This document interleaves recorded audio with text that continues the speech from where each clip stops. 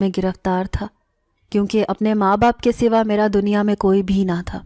لیکن حیران رہ گیا جب میں نے اپنے ہی ہم عمر ایک لڑکے کو اس درخت کے نیچے بیٹھ کر روتے ہوئے دیکھا۔ وہ فریاد کر رہا تھا کہ میرے بابا مجھے چھوڑ کر کیوں چلے گئے، تو گویا اس کا باپ بھی اس دنیا سے جا چکا تھا۔ وہ تنہا زندگی گزار رہا تھا، ہاں لیکن اس کی ماں زندہ تھی۔ تب میں اس کے سامنے آیا، وہ بھی انسانی شکل میں۔ میں نے اس کے ساتھ دوستی کی تو وہ خوش نظر آنے لگا۔ یوں جیسے جیسے ہم دونوں ساتھ ہونے لگے، ہم دونوں کی دوستی گہری ہوتی گئی۔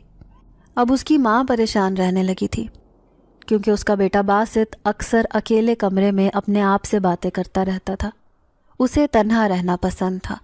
دنیا کی نظروں میں وہ تنہا تھا، لیکن کوئی نہیں جانتا تھا کہ اس کی تنہائی کا ساتھی میں ہوں، ایک جن ذات جو ہر وقت اس کے ساتھ موجود ہوتا ہے۔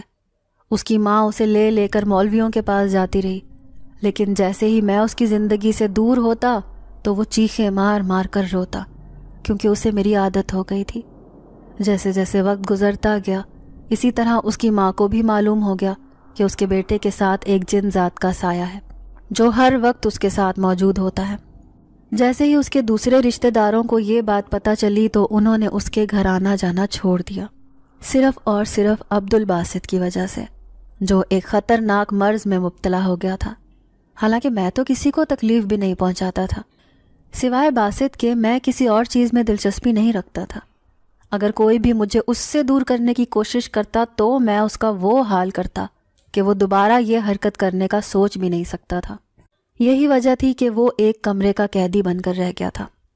وہ جوان ہو گیا، اپنی زندگی سے لطف اندوز ہو کر دوسرے انسانوں کی طرح زندگی گزارنا چاہتا تھا۔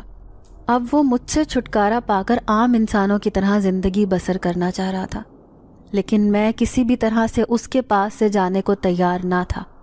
تبھی اس کی ماں اسے ایک عامل کے پاس لے گئی۔